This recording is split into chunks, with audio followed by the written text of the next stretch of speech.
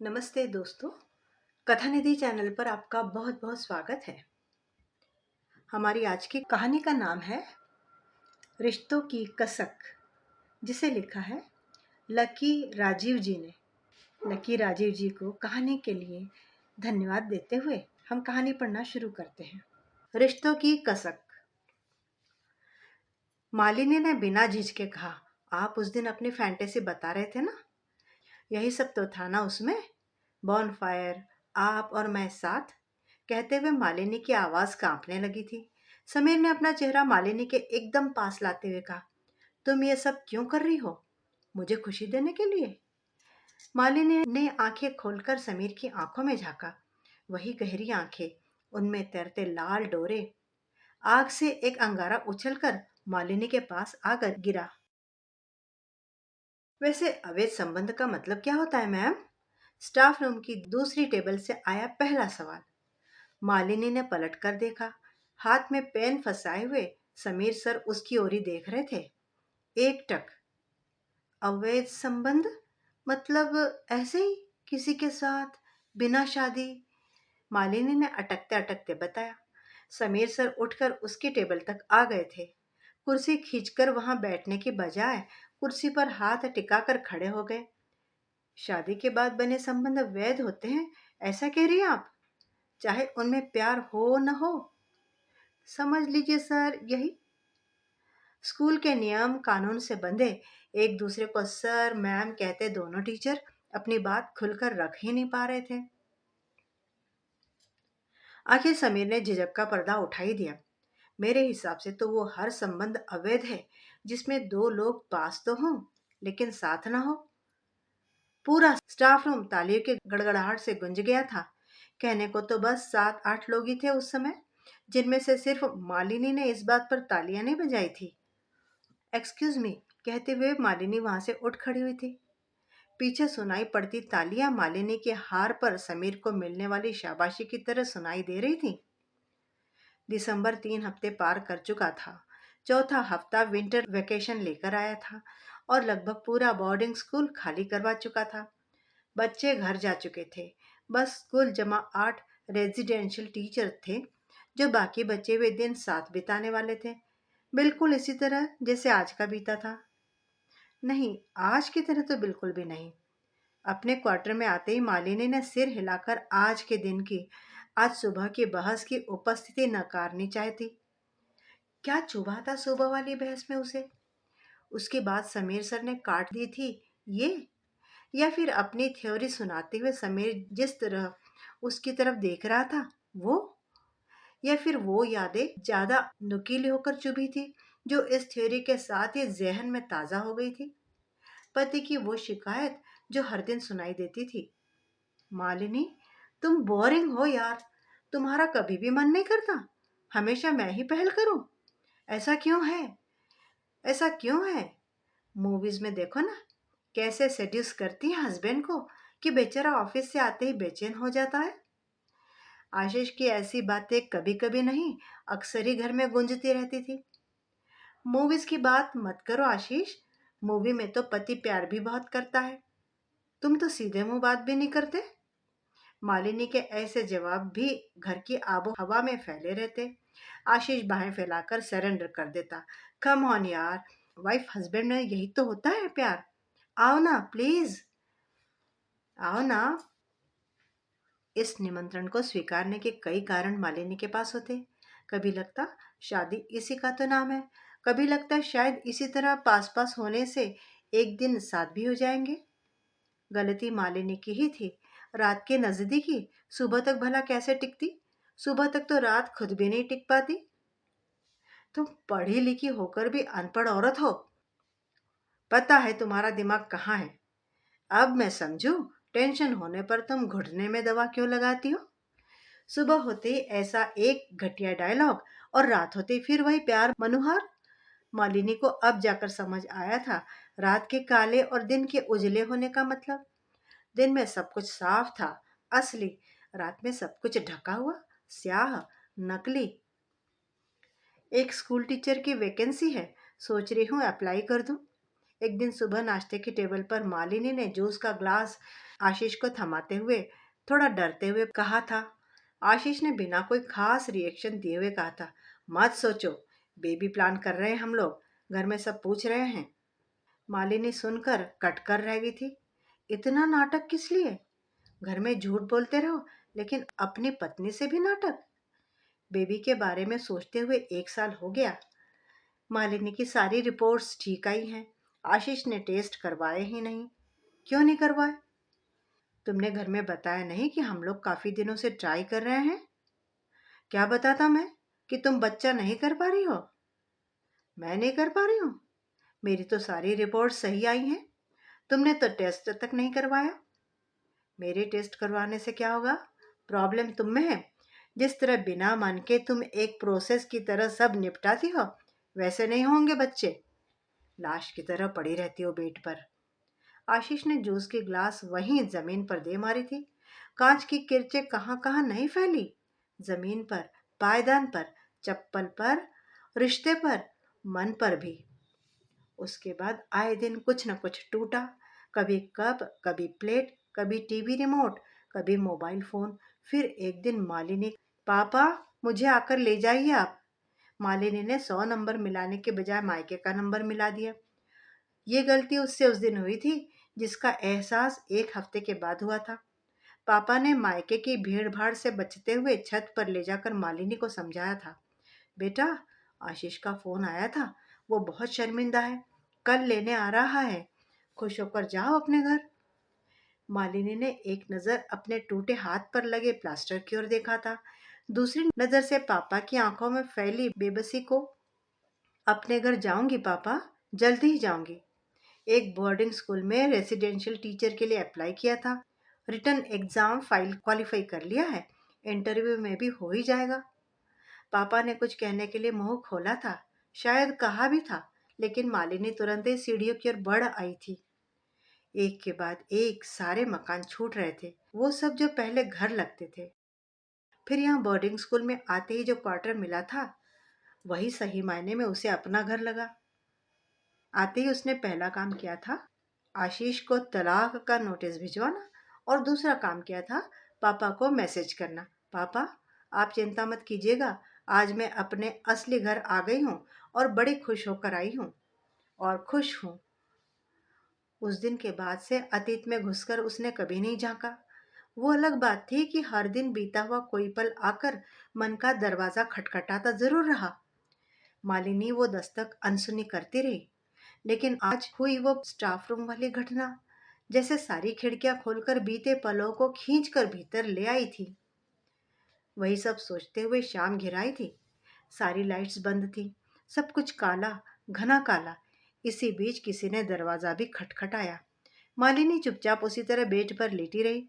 होगी कोई teacher, mess में चलकर चाय पीने के लिए बुलाने आई होगी। मालिनी ने फोन भी साइलेंट पर कर दिया। फोन भी तो मनमौजी है, जब चाहो कोई फोन करे तब बजता ही नहीं, और जब सन्नाटा ओढ़े लेटे रहो तब फोन लगाता रहते हैं, एक के बाद एक। शाम की ठंडक रात पहुंचते पहुंचते दुगनी हो गई थी। मालिनी ने पैर से छूते हुए कंबल ढूंढा, बेड पर था ही नहीं। किसी तरह उठकर बाहर कमरे तक आई, तब लगा कि कोई फिर से दरवाजा खटखटा रहा था। हाँ शांता, बोलो।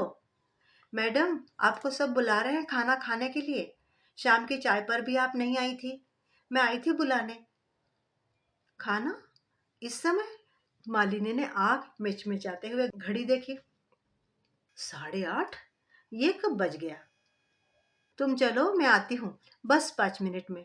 हुलिया ठीक करके मेस तक पहुंचते पहुंचते 8:45 हो ही गए थे। कुल 2 लोग बचे थे वहां, प्रीति और गिरीश, जिनसे बात करते समय प्रीति मैम और गिरीश सर कहना पड़ता था। वैसे रूल भी ठीक ही है, इस बोर्डिंग स्कूल का एक लिहाज है जो बना रहता है। आइए मालिनी मैम, आपने तो हम लोगों को डरा ही दिया था। फोन नहीं उठा रही थी, डोरबेल बंद थी। शांता कितने बार बुलाने गई। इस बार दरवाजा अगर नहीं खुलता तो हम पुलिस को बुला लेते, गिरीश ने चिढ़ाते हुए कहा। मालिनी सच में चिढ़ ही गई। पुलिस को क्यों बुलाते आप गिरीश सर? अपने घर में आराम से सोना कोई क्राइम है क्या? अरे मैं नहीं बुलाने वाला था, उधर देखिए, उनकी हालत खराब हो रही है। वही बार बार भेज रहे थे शांता को। गिरीश के इशारा करते ही प्रीति भी हंसने लगी थी। मालिनी ने मुड़कर देखा। कोने में बैठा समीर खाना खाते में झेप गया।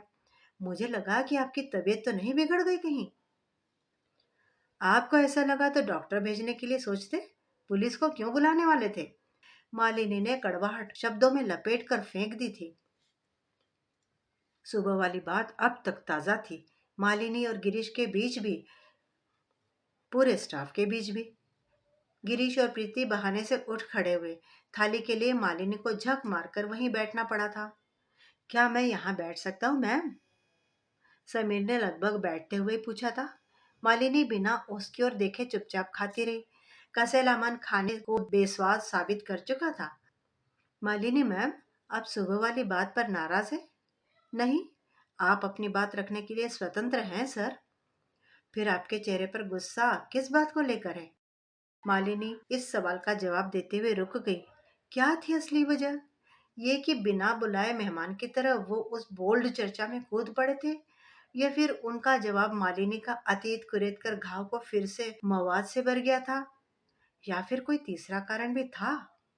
शायद वही थी असली वजह जो अब भी उन दोनों के बीच मौजूद थी। मालिनी एक अजीब सा खिंचाव महसूस करती थी।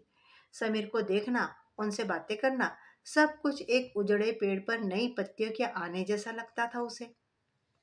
समीर उसका ध्यान कुछ इस तरह रखते जैसे उसके मन पर लिखा फ्रेजाइल उनको दिखता रहता हो। फिर उस स्टूडेंट का सुसाइड केस। मालिनी के साथ हर कदम पर खड़े समीर को सबने देखा था। रिश्ता कीमती था, लेकिन कुछ और भी था जो मालिनी को बर्दाश्त ही नहीं हो पाता था। समीर का जब तब मालिनी की सुंदरता को लेकर टिप्पणी करना, अक्सर ऊपर से नीचे तक उसे घूरते रहना, और कभी कभी आंखों में अजीब से लाल डोरे लिए मालिनी की आंखों में देखना। मालिनी इतनी असहज हो उठती थी जैसे सबके सामने उसके कपड़े उतार दिए गए हों। एक्सक्यूज मी, कहकर मालिनी अपनी प्लेट लेकर उठ खड़ी हुई। आपने नाराज होने की वजह नहीं बताई मालिनी मैम। उस खाली मेस में समीर की आवाज गूंज गई। मालिनी ने झूठ बोलने के लिए वजह नंबर 1 चुनी।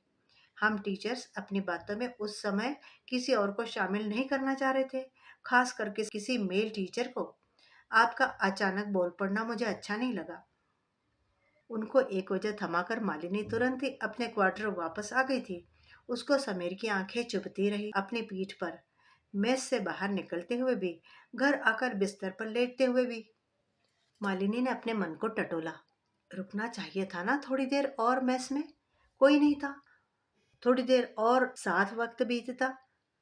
लेकिन क्या पता फिर वही सब शुरू हो जाता। समीर की वही बातें शुरू हो जाती जिन बातों में बेहद खुलापन था। हालांकि ये शब्द किसी और टीचर ने उनको दिया था। मालिनी ने इसको किसी और तरह से परिभाषित किया था। समीर सर कितनी घटिया बातें करते हैं।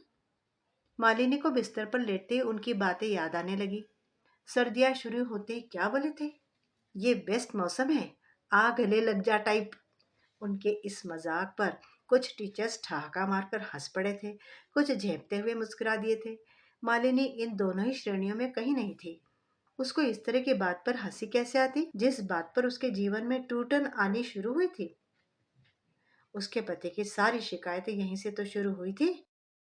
कोई इंटरेस्ट ही नहीं है तुमको? कितनी बोरिंग हो। कोई तमीज नहीं है, कैसे कब क्या करना है, बेवकूफ औरत। बात बिस्तर से शुरू होकर दिमाग तक चली जाती थी। कभी अक्ल नापी जाती थी, कभी शक्ल में कमी बताई जाती थी। हर बात की जड़ में यही सवाल था, हर लड़ाई का यही एक कारण था। तुमको ये सब अच्छा नहीं लगता क्या? मालिनी ने हर कोशिश की, हर उपाय, हर टोटका, नुस्खा, सब कुछ अपनाया। फलाना बाबा की जड़ी बूटी से लेकर दीदी के गिफ्ट दिए हुए पिंक गाउन तक सब कुछ आजमाया तो गया ही था, लेकिन बात बनी ही नहीं। मालिनी एक बार फिर बेचैन होने लगी थी। हर आदमी एक ही कसौटी पर तौलना जानता है क्या? पति ने तो बीमार तक कह दिया था, आपकी बेटी को कुछ प्रॉब्लम है, दिखाइए कहीं, शादी लायक नहीं थी ये, इलाज करवाइए। बस वही बात जो अटकी थी, फिर तो वहीं अटक कर रह गई थी। ठीक वहीं अटकी रही, मन के एक कोने में। शारीरिक संबंधों के नाम से ही उसे उलझन होने लगी। उनको लेकर किसी भी मजाक से घिन आनी शुरू हो गई। और अगर कोई इन सब का हिमायती बन जाए तो फिर उस इंसान से भी चिढ़ होने लगी। इसी बीच स्कूल में आए इस नए टीचर से परिचय हुआ, जिनको इस टॉपिक के अलावा किसी और बात में कोई इंटरेस्ट ही नहीं था। जब भी कोई चर्चा छिड़ती, मालिनी के लिए एक एक पल काटना मुश्किल होने लगता था। इन सब से बेखबर समीर की बातें उसी तरह चलती रहती थी और साथ चलते थे बाकी टीचर्स के ठहाके। तो पति जैसे ही मॉर्निंग वॉक से वापस लौटा, उसने देखा कि पत्नी तो किसी के साथ। अपने किसी जोक पर खुद ही लोटपोट होते समीर सर को देखकर मालिनी बड़ी तेज खिसिया गई थी। अपना सामान स्टाफ रूम से उठाकर बाहर धूप में आकर बैठकर काम करने लगी थी। I am feeling offended, Sameer ने बगल वाली कुर्सी पर बैठते हुए कहा था। मालिनी ने चौंक कर देखा। अब मैंने ऐसा क्या कह दिया? आप अंदर आ रही थी, मुझे वहां देखकर आप बाहर आकर बैठ गई। ऐसा कुछ नहीं है सर, मुझे धूप में बैठना अच्छा लगता है। मालिनी को लगा बात बढ़ाने से अच्छा है टालकर बात खत्म की जाए और यह कुर्सी इनसे खाली करवाई जाए। समीर थोड़ा और डटकर बैठ गए थे। खुलकर बात करें मालिनी मैम, हमको यहीं साथ में काम करना है, इसी स्कूल में, लंबे समय तक। मालिनी ने हाथ में लिया पेन टेबल पर रख दिया था। एक्चुअली मुझे बहुत ज्यादा हंसी मजाक चलता नहीं, मतलब आप समझ रहे होंगे। नहीं, मैं नहीं समझ रहा हूँ। समीर ने जिस तरह मालिनी के चेहरे पर नजरें गड़ाए हुए यह बात कही थी, मालिनी के लिए समझाना थोड़ा और मुश्किल हो गया था। मतलब वो नॉन वेज जोक्स, वही सब बातें मैं कंफर्टेबल फील नहीं करती हूँ। समीर ने एक पल ठहर कर कहा था। कोई खास वजह है क्या? मालिनी के कान तप कर जैसे लाल सुर्ख हो गए थे। नहीं, कोई वजह नहीं, बस पसंद नहीं। समीर ने कुर्सी से उठते हुए बारूद में तीली छुआ दी थी। नापसंद होने की तो जरूर वजह होगी। ढूंढ कर रखिएगा, पूछूंगा फिर कभी। हर बीतते दिन के साथ आने वाला अगला दिन थोड़ा और छोटा होता गया। रातें लंबी होती गई, सर्दियां थोड़ी और रूखी होती गई, होठ खुरदुरे, नाक लाल और मन थोड़ा और बेस्वाद होता गया। समीर की निगाहें मालिनी के चेहरे पर पता नहीं क्या ढूंढती रहती। मालिनी वो सब कुछ छुपाती रहती, जो ढूंढा गया वो भी, जो नहीं ढूंढा गया वो भी। ट्रूथ और डेयर। उस रात खाना खाने के बाद समीर ने ही सुझाव दिया। सभी टीचर्स ने तालियां बजाकर सहमति जताई। मालिनी ने शॉल थोड़ा और कसकर लपेट लिया। मैं नहीं खेलूंगी, ये बच्चों वाला खेल है। समीर ने टेबल पर बोतल घुमाते हुए कहा। बिल्कुल नहीं, सच बोलना और हिम्मत दिखाना हर उम्र के लिए चैलेंज होता ही है। घूमती बोतल बारी बारी सबके सामने रुकी। प्रीति ने अपने बचपन का कोई राज बताया। मालिनी ने ढेर सारी हरी मिर्चें खाकर अपनी हिम्मत साबित की। समीर के आगे बोतल रुकते ही गिरीश ने चिल्लाकर कहा, मैं पूछूंगा, बताइए समीर सर, ट्रुथ या सच का साथ दूंगा भाई, पूछो सवाल। समीर ने हंसते हुए सबकी ओर देखा। गिरीश ने आंखें नचाते हुए पूछ लिया, सेक्सुअल फैंटेसी बताइए सर, क्या सोचते हैं? सारी टीचर्स ने आंख फाड़कर गिरीश को देखा था। मालिनी के पूरे शरीर में झुरझुरी फैल गई थी। कितना बेहुदा सवाल था, पूछा भी किससे गया था। सवाल से भी ज्यादा बेहुदा जवाब आएगा अब। समीर ने आंखें बंद करके कुर्सी पर सिर टिका लिया था। मालिनी की हथेलियां पसीज गई थी। कुछ बहुत खराब सुनाई देने वाला था शायद। फैंटेसी। यही है कि सामने बोन फायर हो, बगल में बियर की बोतल हो और उसकी बाहों में रात बीते जिससे मुझे बेहद मोहब्बत हो। समीर ने आंखें खोलकर सबको देखा था। सब जैसे एक ट्रांस में थे, चुपचाप। किसी तरह वो गेम खत्म हुआ था, लेकिन वापस क्वार्टर की तरफ आते हुए पता चला कि कुछ तो बाकी रह गया था। मालिनी, मालिनी, सीढ़ियों के पास वाले झुरमुट से समीर की आवाज आई थी, जैसे छुपकर खड़ा हो। ताला खोलते हुए मालिनी के हाथ रुक गए। आप यहाँ? चाय पिला देंगे? मेस में सब सो गए होंगे, मेरे पास चाय पत्ती नहीं है। दो तीन बेमतलब के बहाने लिए समीर सर रात के 10 बजे चाय, सिर्फ चाय पीने तो नहीं आए थे। लेकिन मालिनी चाहकर भी अब टाल नहीं पाई। अंदर आते वक्त पहला सवाल ये आया, मेरे इस तरह यहाँ आने से आप कंफर्टेबल तो हो ना? मालिनी ने भी खुलकर बोलना ही बेहतर समझा था। आप क्या सचमुच चाय पीने आए हैं? नहीं, वो वजह जानने आया हूँ जो तुमसे उस दिन पूछी थी। बताओगी नहीं मुझे? समीर की गहरी आंखों का मालिनी के चेहरे पर कुछ ढूंढना और सीधे तुम पर आकर साधिकार सवाल पूछ लेना। मालिनी की आंखें भर आई थी। डिवोर्स का यही रीजन था। मैं वहाँ मतलब फिजिकली बहुत इन्वॉल्व नहीं थी। जमीन पर रखे पायदान को देखते हुए मालिनी किसी तरह इतना ही बोल पाई थी। समीर की आवाज जैसे किसी गहरे कुएं से आती हुई सुनाई दी। तो इस बात के लिए अपने को गिल्टी मानती हो तुम? पता नहीं, शायद हाँ। मेरे ऊपर सारे ब्लेम डाले गए कि मैं नॉर्मल नहीं हूँ, बीमार हूँ। मालिनी की दोनों आंखों से निकले आंसू उसके गाल भिगोने लगे थे। समीर के आगे स्टाफ रूम वाली बात कौन गई थी? इसीलिए मेरी बात इतनी खराब लगी थी? अवैध संबंध, बिना प्यार वाली बात? समीर ने अपना रुमाल आगे बढ़ाते हुए पूछा था। मालिनी ने चुपचाप हामी भर दी थी। तुम रो लो, जरूरी है। मन की बात बाहर निकल जाए तो ये गिल्ट भी बाहर निकल जाएगा। तुम बिल्कुल नॉर्मल हो। शायद उस रिश्ते में प्यार था ही नहीं, तभी तुम पूरी तरह जुड़ नहीं पाई। बीमार तुम नहीं, वो रिश्ता बीमार था। वो रात मालिनी ने अकेले नहीं बिताई। समीर चले गए थे। महक अब भी कमरे में थी, उनके रुमाल में बसी हुई। मालिनी ने रुमाल की महक कितनी ही बार महसूस की, रात में भी, सुबह भी, और फिर तकिए में मुंह घुसाकर वो बहुत देर तक हंसी थी। उसके बाद से वह अक्सर हंसने लगी थी। पिछला काफी कुछ मैला धुलकर धवल होने लगा था। कुछ अभी भी स्याह था। सब लोग मिलते हैं थोड़ी देर में। न्यू ईयर का वेलकम बॉनफायर और म्यूजिक के साथ करते हैं। समीर का आइडिया किसी और को पसंद नहीं आया था। 31 दिसंबर की शाम थी। सब बाहर जाने का प्लान बना चुके थे। बस मालिनी ने आसमान देखते हुए कहा था, गुड आइडिया, लेकिन कहाँ बैठेंगे? इतनी ठंड होती है रात में, ओस भी गिरती है। मेरे ही घर में बैठते हैं। बाहर बरामदे में टीन शेड है, ओस नहीं गिरेगी आपके ऊपर। मालिनी की आंखों में झांक कर कही गई यह बात सिर्फ ओस के लिए नहीं थी, अवसाद के लिए भी थी। सब कुछ तो ढक लिया था समीर ने, कुछ भी तो नहीं छू पाता था अब मालिनी को। न अतीत की ठंडी हवा, न ही मन की किसी ग्रंथि में उभरी टीस। मालिनी और समीर ने मिलकर तैयारी की। खाना मंगाया, आग में आलू खोसे। थोड़ी देर में लपटें ऊंची हो गई। आग तापती मालिनी का चेहरा हर बीतते पल के साथ और लाल होता जा रहा था। कुछ उड़ते अंगारे उसकी ओर बढ़ रहे थे, धुआं भी। मालिनी, इधर आकर बैठ जाओ। हवा इस तरफ है, तुम्हारी आंखों में धुआं जा रहा है। समीर ने मालिनी की पनीली आंखें देखकर धुएं को दोषी माना, लेकिन वो तो कुछ और था। तुम रो रही हो? आशीष की एक बात याद आई। उसने मेरे पापा से कहा था कि मुझे किसी डॉक्टर को दिखाए। मैं बीमार हूँ, मुझे कुछ फील नहीं होता। मैं कभी पहल नहीं कर पाई, कभी फिजिकली इन्वॉल्व नहीं हो पाई।